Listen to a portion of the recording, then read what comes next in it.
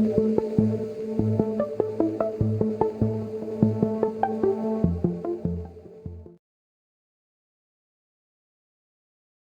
on, guys, welcome back to another one of my videos.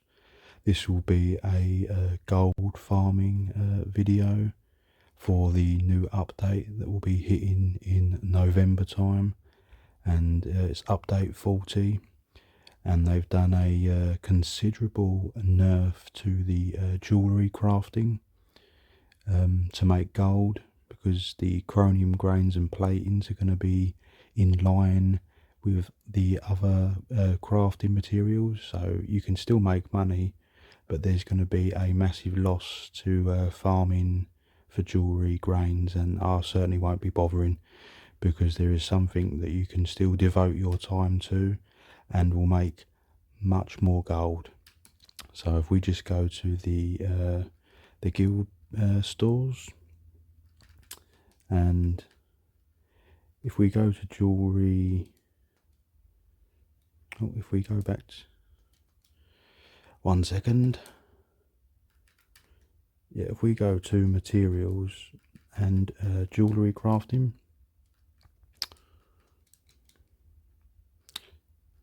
you can see that they're still obviously selling quite well. You're still going to make a lot of money at the moment, but long term with the new update, it's certainly not worth investing in. Some crazy prices there,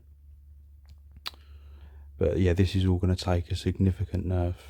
Just trying to get to the plating, so they're still around 80 to 90k per chromium plating. They're going to drop down to probably, I would imagine, about 20k each when the update finally hits and it settles in, so it's no longer worth your time really. And what I would definitely be focusing on is the alchemy and farming for the plants, as it will be much more lucrative. Obviously the ones you really want to be focusing on are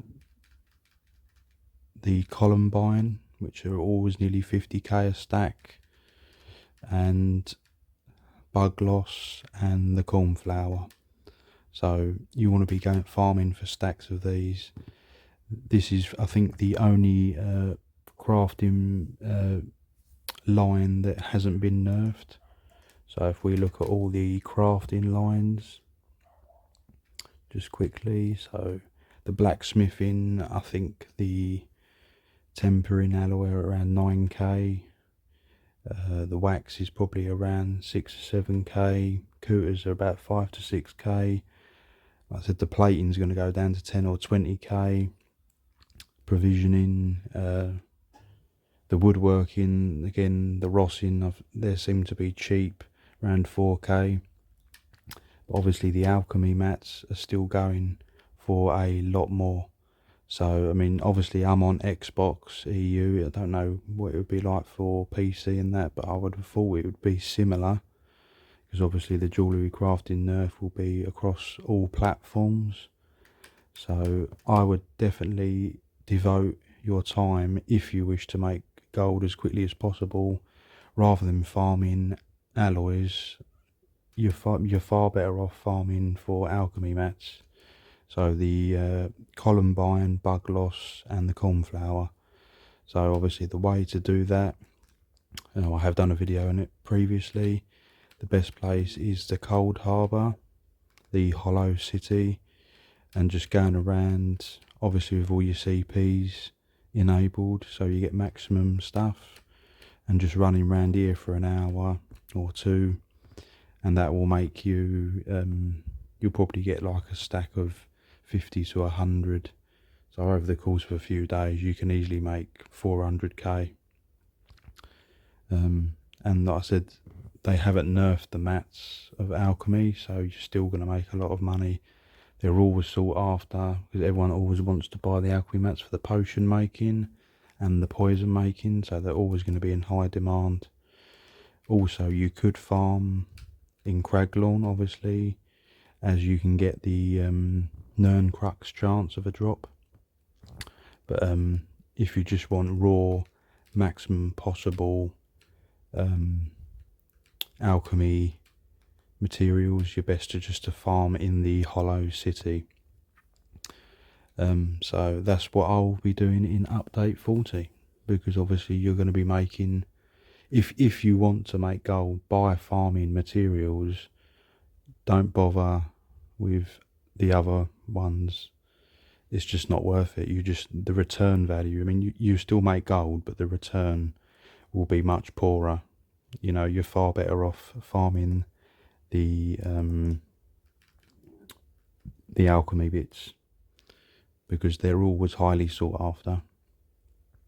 And if you don't want to be running around picking things up, there is an alternative, which again should be well known by most of the community, but just in case you don't know, you can travel to the Imperial City, and if we just make our way down here to the Telvar General Merchant, and they will be selling the waxed apothecaries parcels, which will contain all the alchemy plants. So you could farm Telvar and pick these up. They're only 500 each, so you don't need an awful lot of Telvar. Obviously you could farm the Telvar here in this vicinity, probably make about 20 or 30,000 Telvar per hour, so you can buy a lot of satchels. Obviously the actual main city bosses will provide more Telvar, but obviously there's more risk involved. So you can just do a combination of both, like an hour in the Hollow City farming, then an hour of Telvar farming, and then obviously you'll soon end up with stacks of 200 mats, and the ones in particular are the Columbine, Bugloss and the Cornflower. So you will be making a lot of gold, you know, selling them stacks between 30 and 40k a stack. And obviously all the other plants will still sell. There might be more, not as sought after, but they'll be like 10k a stack or 20k a stack. So it's definitely the best gold farm, I think, in the new update.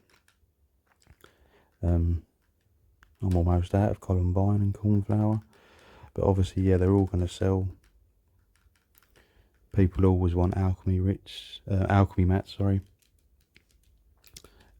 So the update will be in November, as I said, and I just wouldn't bother with the jewellery too much, to be honest, because once it hits, everyone's going to have tons of plating, and no one's going to want them as much, and the price is going to drop off massively. So farming jewellery, I don't think I'll be bothering anymore.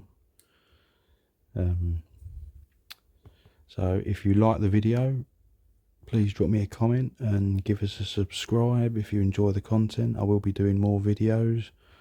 I haven't done as many videos as I normally do, but I will be getting back into it with the new update of the Endless Archive. So stay tuned and look forward to more videos.